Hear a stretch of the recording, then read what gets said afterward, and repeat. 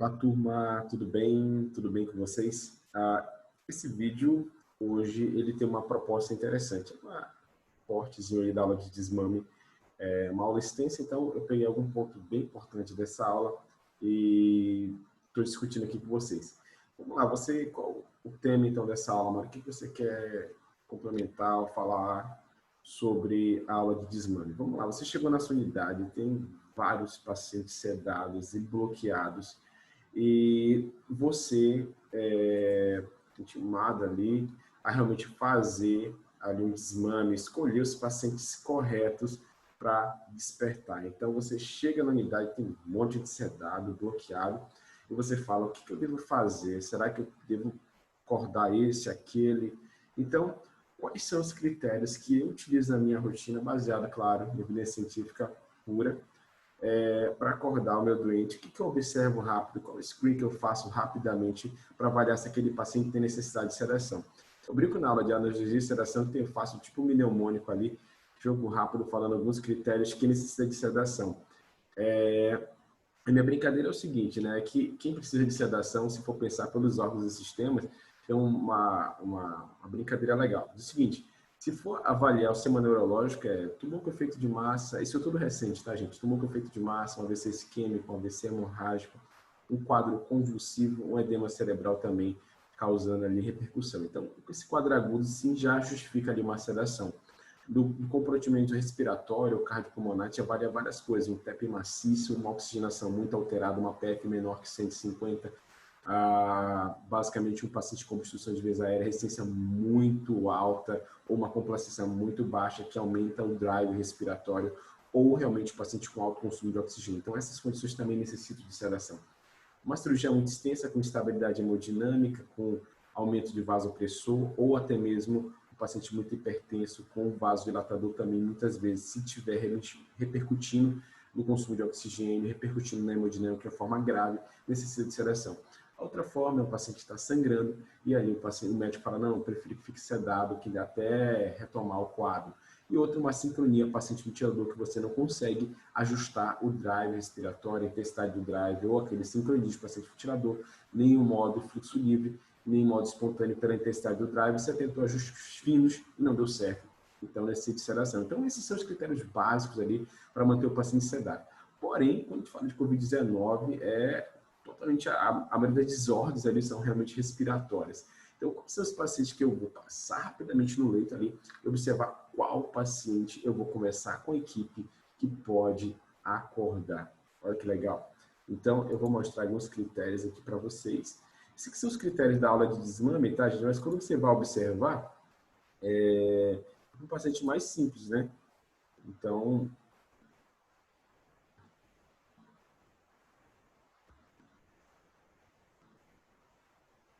observar aqui. Pronto, vou colocar minha tela aqui. Olha que interessante. A gente vai observar aqui, ó, a reversão da causa respiratória, uma escala de Glasgow maior que 8, drive, PF ali maior que 200, estabilidade hemodinâmica. Realmente, essas condições aqui são realmente as condições necessárias para iniciar o desmame. Só que quando estamos falando de um pulmão de SARA, algumas coisas poderiam ser incluídas. Então, vamos lá, eu vou compartilhar aqui minha tela. Aqui eu coloquei algumas coisas. Faltou estabilidade hemodinâmica, a gente pode colocar aqui depois. Ficou muito aproximado aqui. Vamos lá.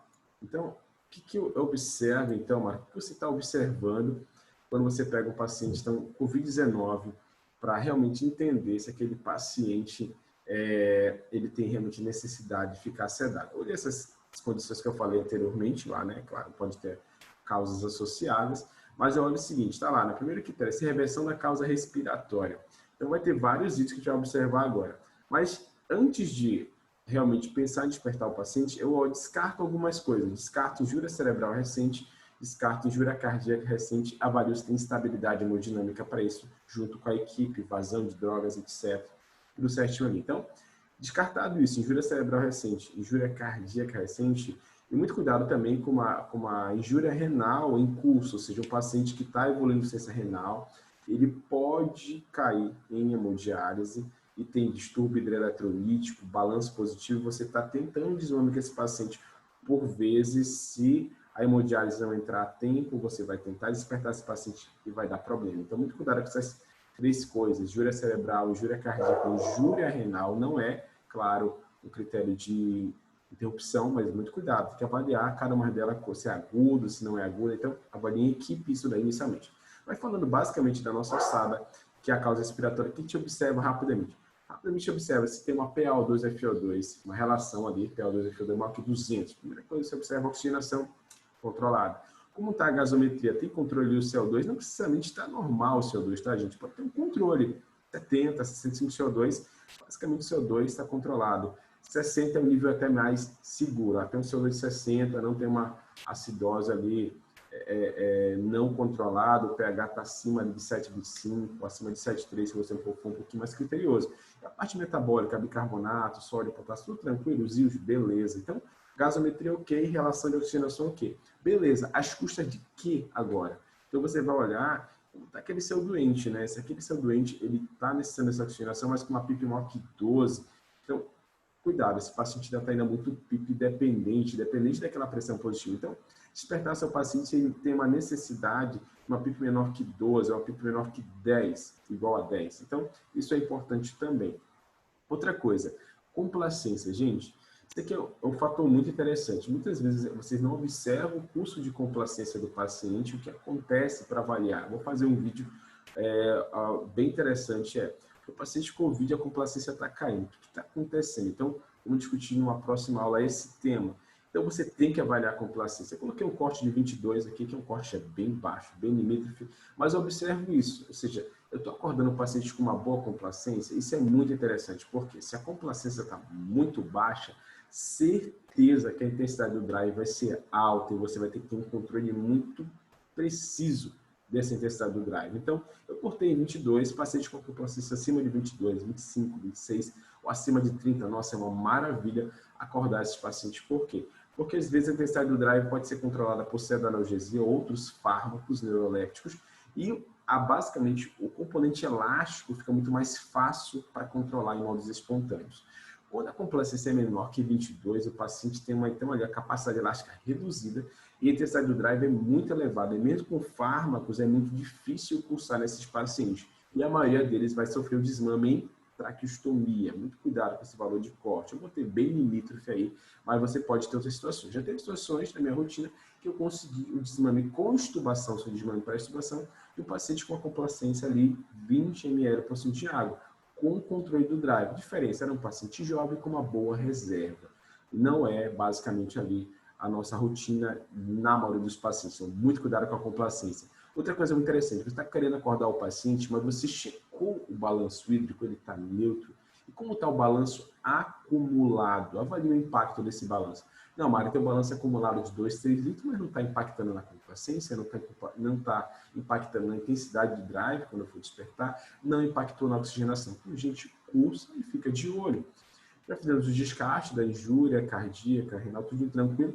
E essa parte é muito importante. São as causas infecciosas. A gente sabe que os pacientes de Covid, com o curso ali da internação, tem muitas co-infecções, infecções bacterianas, às vezes fúngicas também ligadas, dependendo do seu tempo do seu paciente e da rotina do seu serviço. O que acontece na sua unidade? Como é que é? Qual é a sua flora ali?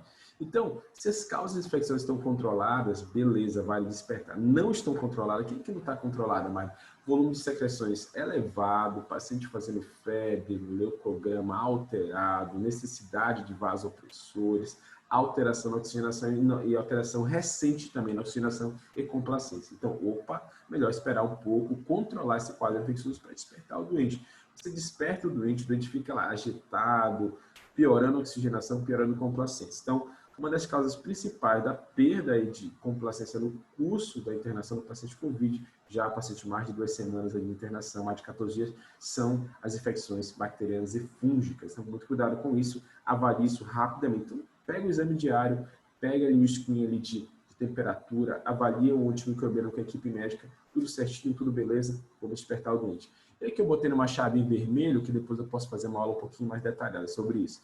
Então, outra coisa bem interessante é a profundidade da sedação, a despertabilidade e a agitação. O que é isso?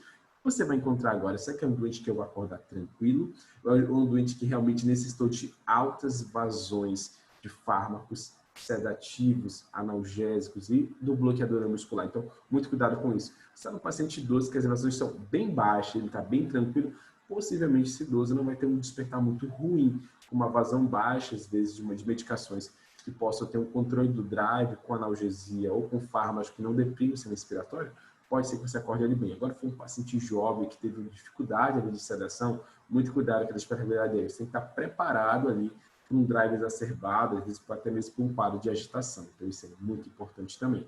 E outra coisa que eu vou abrir uma interrogação é assim, sempre preciso passar para PCV para iniciar esse desmame, eu posso passar direto para modo espontâneo. Você pode sim passar para modo direto, seria o modo controlado, um VCV, ali que você tem controle realmente platô, time, esses viés, você pode passar direto para PSV, desde que o drive esteja controlado, a intensidade do drive. Como é que eu vejo isso? Você tem uma aula já sobre isso, PMI, P01, avaliar o volume minuto, N coisas que você pode avaliar, P músculo, delta POC, então tudo você consegue observar como está o drive, a intensidade desse drive. E muito importante avaliar se a intensidade desse drive e a quantidade de vezes que o paciente está disparando a máquina, bate o volume minuto adequado para ele. Esse paciente está tão praticamente que você quer passar ele para PSV. Aí realmente não dá. Se ele está assistindo a ventilação mecânica com o volume minuto muito baixo, às vezes vale a pena você passar para modo PCV, ou assistido controlado, a pressão. Então, são esses critérios que eu utilizo ali na minha rotina para observar se o paciente tem condição de despertar. Esse paciente aqui, então, eu vou compartilhar. Vamos dizer que o meu paciente tem todas essas condições aqui. Peguei esse meu paciente. Lá, observei ele. O paciente, parte hemodinâmica controlada. Meu paciente está com a parte renal tranquilo, diurese preservada, a função renal também controlada, não teve injúria cardíaca nem cerebral recente, estável hemodinamicamente, PaO2 maior que 200, o CO2, a parte metabólica controlada, não precisa estar normal, a gente basta estar controlada. Meu paciente não precisou de muita sedação ali para manter um drive controlado, chegou até realizar pronações, mas está tudo certinho, oxigenação, gasometria, parte hemodinâmica, o balanço dele está tranquilo, não está um balanço acumulado ali exacerbado, está até positivo, mas não está exacerbado. Chequei a ventilação mecânica, observei volume minuto em torno de 10, para manter esse controle gasométrico, FO2 relação 40% de FO2 com uma saturação de 95%, opa, está com uma relação bem interessante. Quando eu vou checar a mecânica respiratória do meu paciente, aplico aqui uma pausa respiratória, e observo mais ou menos aqui, tá? O platô em torno de 22, pipa igual a 10, drive impression 12, bem legal. Então, com uma complacência por volta de 35, opa, então eu estou realmente num paciente bem interessante. Então, preencheu esses critérios que eu falei, gente, vamos tentar despertar o paciente. Então, vamos evitar a sedação vários e vários dias naquele doente que não tem critério, tá bom? Então, esses são os critérios que eu utilizo na minha rotina. Coloquei um paciente aqui no finalzinho ali para mostrar que é um paciente bem interessante para despertar. E não precisaria estar sedado, já poderia tentar iniciar o desmame. Beleza, gente? Então, valeu. Esse foi o vídeo de hoje. E tchau, tchau. Um abraço.